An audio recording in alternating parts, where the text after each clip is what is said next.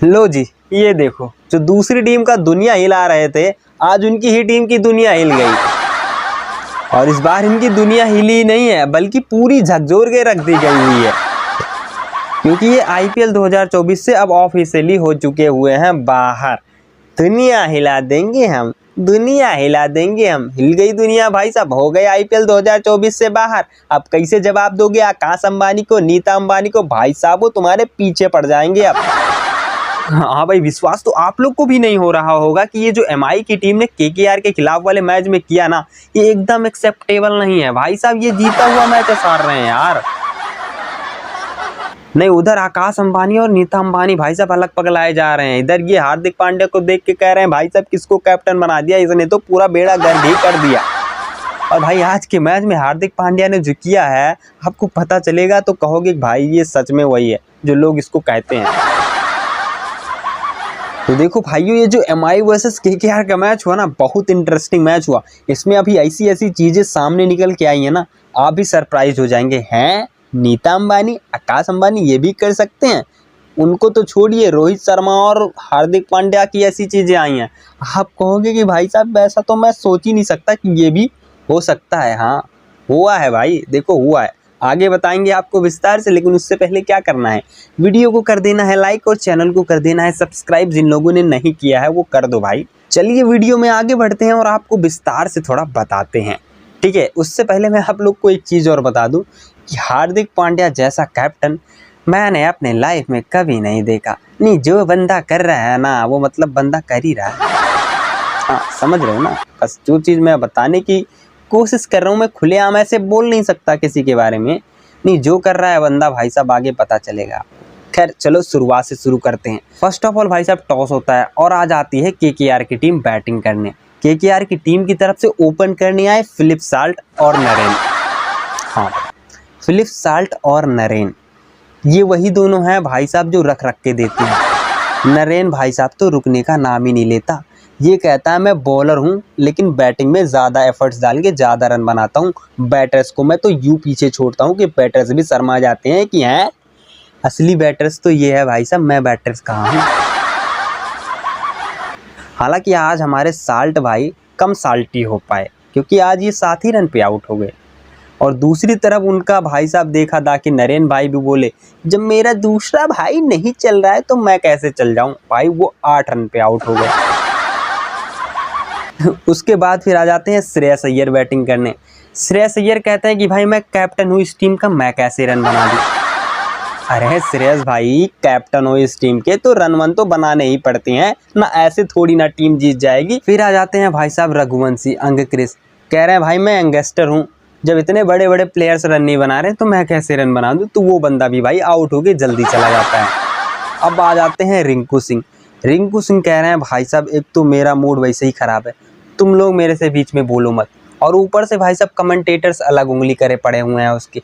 ये देखिए जी रिंकू मैदान पे आ गए हैं, अब ये बदला लेने वाले हैं, सिलेक्टर्स को बताने वाले हैं कि तुमने मेरा सिलेक्शन क्यों नहीं किया। आज ये शतक मार के जाएंगे क्योंकि ये चौथे ओवर में ही बैटिंग करने आ गए हैं।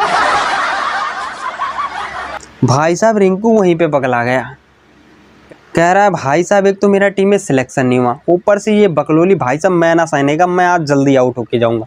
और वही चीज़ हुआ, रिंकू भाई आज बहुत जल्दी आउट होके चले गए। फिर आ जाते हैं हमारे वेंकटेश अय्यर भाई। वेंकटेश अय्यर भाई अकेले भाई साहब टीम को कैरी करने का जिम्मा उठा लेते हैं। भाई साहब कहते हैं कि भाई तुम सब आउट हो जाओ लेकिन मैं बहाने नहीं बनाऊंगा क्योंकि मुझे अगला हार्दिक पांड्या बनना है। और वेंकटेश अय्यर का दूसरी साइड से जो खिलाड़ी सपोर्ट कर रहा था भाई साहब, अगर मैं उस खिलाड़ी का नाम लूँगा आप विश्वास नहीं करोगे। हाँ तो वो खिलाड़ी है मनीष पांडे। विश्वास नहीं हो रहा है ना? हाँ भाई, मनीष पांडे का फाइनली कमबैक हो चुका हुआ है। खैर वेंकटेश अय्यर और मनीष पांडे मिलकर अच्छी पारी को आगे बढ़ाते हैं और जो कोलकाता की उम्मीद पहले टूटी हुई नज़र आ रही थी उसे आसमान पे पहुंचा देते हैं। फिर बाद में ये दोनों भी आउट हो जाते हैं और लोअर ऑर्डर वाले कहते हैं कि भाई ये दोनों जब आउट हो गए तो हम किस काम के, हम भी आउट हो गए। वो भी आउट हो गए। तो यहाँ पे केकेआर की टीम ने 169 रन बनाए, 169 रन बनाए। उसके बाद फिर एमआई की टीम ने कहा भाई ये तो मैं 15 ही ओवर में चेज कर लूँगा। तो केकेआर के बॉलर्स ने पता है क्या कहा, आओ देखते हैं मैदान में जरा क्या होता है। कौन बनाएगा? रोहित बनाएंगे जो आउट ऑफ फॉर्म चल रहे, किशन बनाएगा जो लपुआ लपुआ बोल के कुछ करता ही नहीं है। फिर आ जाती है भाई साहब मुंबई इंडियंस की टीम गुस्से में बैटिंग करने। ओपन करने आते हैं हमारे रोहित शर्मा भैया और ईशान किशन। ईशान किशन तो आते साथ ही आउट हो जाते हैं। जब इस बंदे को भाई साहब पहले ओवर में दूसरे ओवर में आउट होना होता है तो ये बंदा मैदान में क्यों आता है भाई साहब? इसे ड्रेसिंग रूम में ही छोड़ के आया करो। दूसरी तरफ रोहित शर्मा के बारे में देखो, मैं कुछ कहना तो चाहता ही नहीं हूँ, बस इतना कहना चाहता हूँ हमारे रोहित भैया T20 वर्ल्ड कप आ रहा है, उसके लिए तो प्लीज़ परफॉर्म कर दो। पिछले 5 मैचों में आपकी एक भी हाफ सेंचुरी नहीं आई है। आप इस पूरे IPL में एक ही सेंचुरी मार पाए हैं। अब उस चीज़ को मैं कितना ज़्यादा रिपीट करता रहूँ, पिछले 5 मैचों में एक भी सेंचुरी नहीं आई है। अगर ऐसे ही चलता रहा हमारे शर्मा भैया तो फिर वर्ल्ड कप कैसे आएगा? कप्तानी करने से नहीं आएगा, उसमें रन भी बनाना पड़ेगा। तो आपसे हाथ जोड़ के विनम्र निवेदन है शर्मा जी, प्लीज़ रन बना दीजिए और हम लोग के होप को जगा दीजिए। हम इंडियन क्रिकेट टीम के फ़ैन हैं, बहुत दुख झेल चुके हुए हैं, तो इस बार दुख को नहीं झेलना चाहते। तो खैर ज़्यादा कुछ कहना नहीं चाहूँगा। उसके बाद आ जाते हैं बैटिंग करने सूर्या कुमार यादव। ये भी भाई साहब वेंकटेश अय्यर के तरीके, ये अकेले दम पे मैचेस को जिताना चाह रहे थे। दूसरी तरफ जो बैटिंग करने आए वो थे तिलक वर्मा। तिलक वर्मा कह रहे हैं जब मेरा बॉस ही रन नहीं बनाया रोहित शर्मा तो मैं कैसे रन बना दूँ। ये भाई साहब 4 रन बना के पवेलियन चले गए। फिर बैटिंग करने आते हैं हार्दिक पांड्या श्री। ये पहले ही बॉल पे मैचेस को जिताना चाह रहे थे ना। हार्दिक भाई थोड़ा टिकना भी होता है, नहीं मतलब सिंगल डबल भी लेना होता है, हर बॉल छक्का नहीं मारना होता, ठीक है। तो पहले ही बॉल में आप जीतना चाह रहे थे, हालांकि 3 बॉल खेले हो आप, 1 रन बनाए हो और पवेलियन चले गए हो। आप जब से कैप्टन बने हो ना आपकी बॉलिंग सही से दिखाई पड़ रही है ना आपकी बैटिंग सही से दिखाई पड़ रही है। आप प्लेयर अच्छे हो, मैं आपको बुरा नहीं कह रहा, लेकिन ये सब चल क्या रहा है कुछ समझ में नहीं आ रहा। आपका T20 वर्ल्ड कप में सिलेक्शन हुआ है, ऐसे ही चलता रहा तो हम लोग वर्ल्ड कप हार जाएंगे। फिर जिसके बाद आते हैं टिम डेविड बैटिंग करने, लेकिन तब तक सूर्य कुमार यादव आउट हो जाते हैं। कहते हैं जब टिम भाई आ गए हैं तो यही जिता देंगे, लेकिन हमारे टिम भाई कहते हैं कि जब सारे बैट्समैन ऊपर के चल ही नहीं पाए तो हम कहाँ से चलेंगे। वो भी आउट होके भाई साहब पवेलियन चले जाते हैं। इसके बाद बैटिंग करने आए हुए गेंदबाजों ने कहा जब बैट्समैन नहीं कर पाए तो हम कहाँ से कर पाएंगे। वो भी आउट हो जाते हैं और मुंबई इंडियंस की टीम ऑल आउट हो जाती है। इसके बाद मुंबई इंडियंस की टीम KKR से इस मैच को हार जाती है।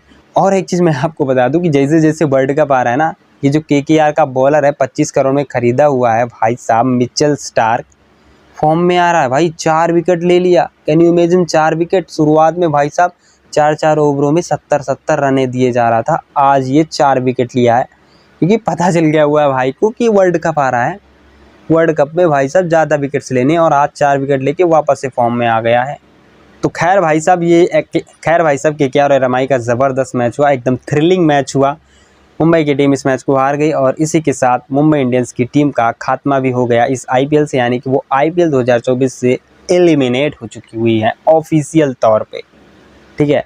बाकी आज के वीडियो में बस इतना ही। Thank you so much for watching, take care.